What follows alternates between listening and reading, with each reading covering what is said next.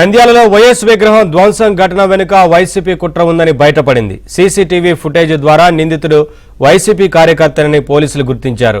అటు వైసీపీ కుట్ర రాజకీయాలపై మండిపడ్డారు నారా లోకేష్.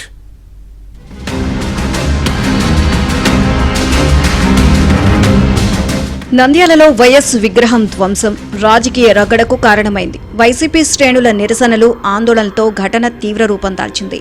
అయితే దీని వెనుక ఉన్న కుట్రలను టీడీపీ బట్టబయలు చేసింది. వైసీపీ చేసిన డ్రామాలను వెలుగులోకి తెచ్చింది. విగ్రహం తల విరగ్గొట్టింది వైసీపీ కార్యకర్తే అని సీసీ ఫుటేజ్ ద్వారా తేల్చింది. దీంతో వైసీపీ కార్యకర్త జమలయ్యను పోలీసులు అదుపులోకి తీసుకున్నారు. జమలయ్య 2018 నుంచి పలువురు వైసీపీ నేతల దగ్గర అనుచరుడిగా ఉన్నట్లు గుర్తించారు. వైసీపీ కార్యకలాపాల్లోనూ క్రియాశీలకంగా పనిచేస్తున్నట్లు చెబుతున్నారు. వైసీపీ కుట్రలపై మంత్రి నారా లోకేష్ మండిపడ్డారు. జగన్ నాటకాలు చూసి చూసి జనం చీకొట్టిన డ్రామాలు మారడం లేదని విమర్శించారు. ఏపీలో శాంతి భద్రతలకు విఘాతం కలిగించేందుకు తన గొడ్డలి పార్టీ కార్యకర్తలను రంగంలోకి దింపారని ఆగ్రహాన్ని వ్యక్తం చేశారు.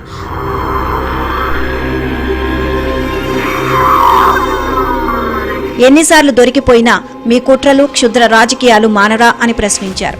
విగ్రహాల ధ్వంసం అత్యంత దారుణమని కాంగ్రెస్ ఏపీ అధ్యక్షురాలు షర్మిల అన్నారు.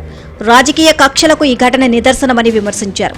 పట్టపగలు విగ్రహాన్ని ధ్వంసం చేస్తుంటే పోలీసులు అక్కడే ఉండి నిలువరించకపోవడం హేయమైన చర్య అని మండిపడ్డారు. వెంటనే నూతన విగ్రహాన్ని ఏర్పాటు చేయకపోతే ఆమరణ దీక్ష చేస్తానని హెచ్చరించారు.